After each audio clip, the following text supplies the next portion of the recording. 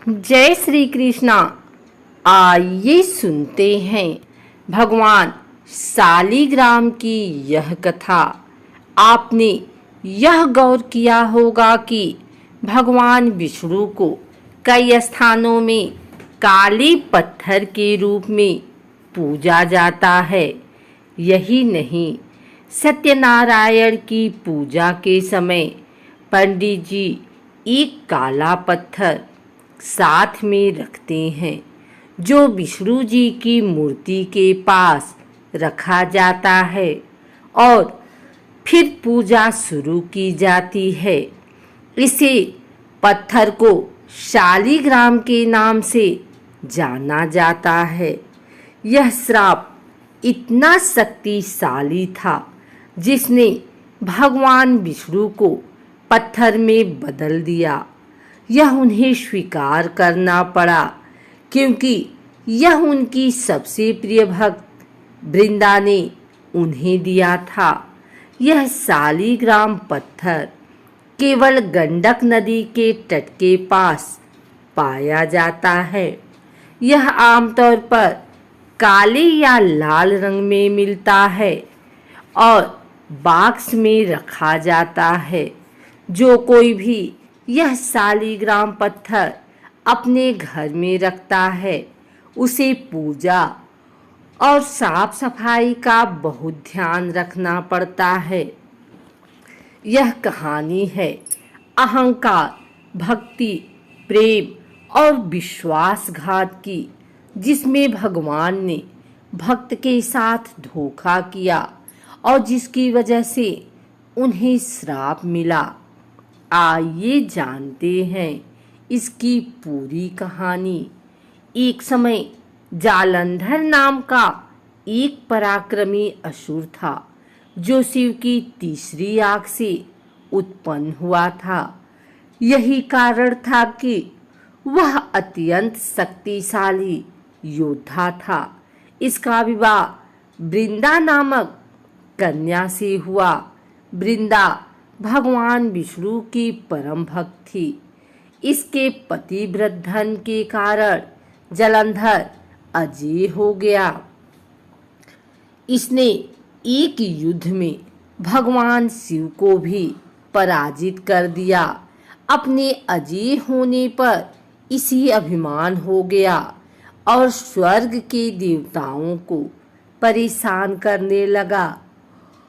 दुखी होकर सभी देवता भगवान विष्णु की शरण में गए और जालंधर के आतंक को समाप्त करने की प्रार्थना करने लगे, क्योंकि जालंधर को तभी हराया जा सकता जब पत्नी वृंदा पवित्रता को भंग कर दे।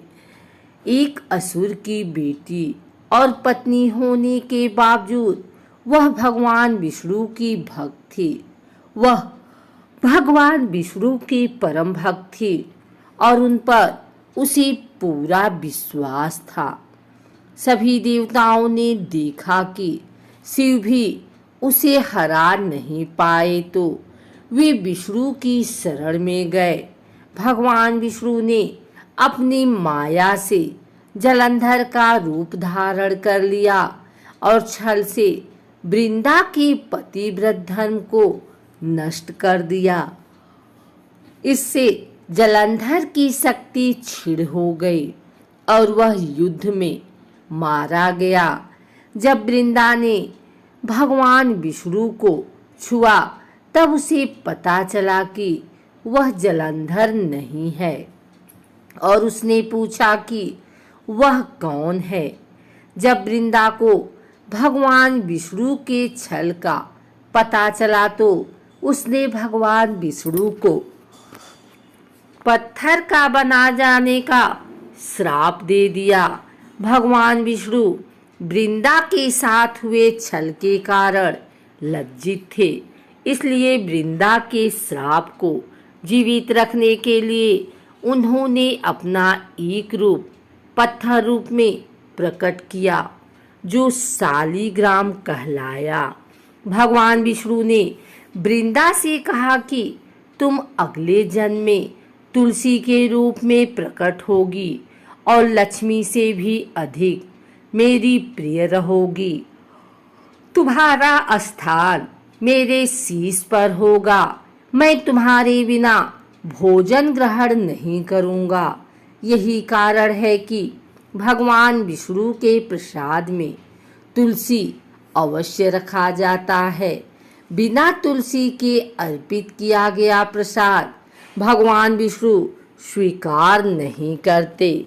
वृंदा की राख से तुलसी का पौधा निकला। वृंदा की मर्यादा और पवित्रता को बनाए रखने के लिए देवताओं ने भगवान विष्णु के शालिग्राम रूप का विवाह तुलसी से कराया। इसी घटना को याद रखने के लिए हर वर्ष कार्तिक शुक्ल एकादशी यानी देव प्रबोधनी एकादशी के दिन तुलसी का विवाह शालिग्राम के साथ कराया जाता है। एक और कथा के अनुसार एक बुढ़िया थी। उसने शालिग्राम जी की सेवा की थी। कार्तिक मास में वो पुष्कर स्नान का विचार कर पड़ोसन से बोली, मैं पुष्कर जा रही हूँ, तू मेरे शालिग्राम जी को अपने पास रख ले। पड़ोसन बोली, मुझे सेवा पूजा नहीं आती, बताओ कैसे कर दूंगी। बुढ़िया बोली, सवेरे इनको उठाना और लोटा भरकर पानी लाना। आते समय बगीचे से पुष्प तुलसी लाना। भगवान को जल व कच्चे दूध से नहलाना। चंदन लगाकर पुष्प तुलसी चढ़ाना। दूध का भोग लगाना। दोपहर की रसोई जो भी बने उसका भोग लगाना। शाम को दिया जलाना। ऐसी सेवा पूजा करना कहकर वह चली गई। पड़ोसन ने बुढ़िया के कहे अनुसार किया, पर भगवान की थाली से भगवान जीमते ही नहीं, दूध पिया ही नहीं। ए देख, वो चिंता में पड़ी। बोली, भगवान आपकी मालकिन आएगी तो कहेगी मेरे भगवान को दुबला कर दिया। अभी 1 महीना है, आप जीम लो तो मैं भी जीमूं। और वह भूखी बैठी रही। भगवान ने सोचा, अब तो दर्शन देने ही पड़ेंगे। छोटा सा मोर मुकुट पीतांबरधारी रूप लेकर पाटे पर बैठ गए। दूध पी लिया, जीम लिया। रोज ऐसा ही होता रहा। एक दिन भगवान ने कहा, मैं गाय चरा लाऊं? तो पड़ोसन बोली, थोड़े दिन तो रहोगे, क्यों जाते हो? पर भगवान माने नहीं। हाथ में सोने की लाठी, कंधे पर हीरे मोती का पीतांबर डाल गाय चराने जाते। महीना बीता। बुढ़िया घर आई। स्नान ध्यान से निमटकर सोचा, शालिग्राम जी को ले आऊं। पड़ोसन ले गई है। पड़ोसन से बोली, शालिग्राम जी शाम को आएंगे, तब ले जाना। बुढ़िया शालिग्राम जी के लिए जिद करने लगी और झगड़ा हो गया। लोग इकट्ठे हो गए तो पड़ोसन बोली, बुढ़िया को समझाओ, 1 महीना निकाला जैसे, शाम तक और सब्र करे। बुढ़िया धरना देकर बैठ गई। शाम पड़े, भगवान आए। गाय उनकी जगह छोड़ भगवान मंदिर में विराज गए। पड़ोसन बोली, ले जाओ तुम्हारे भगवान।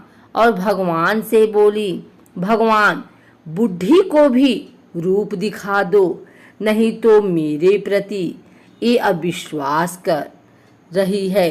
भगवान ने मोर मुकुट पीतांबर भर हाथ में सोने की लाठी लेकर बुढ़िया को दर्शन दिया। भगवान ने भोले भक्तों को दर्शन दिया।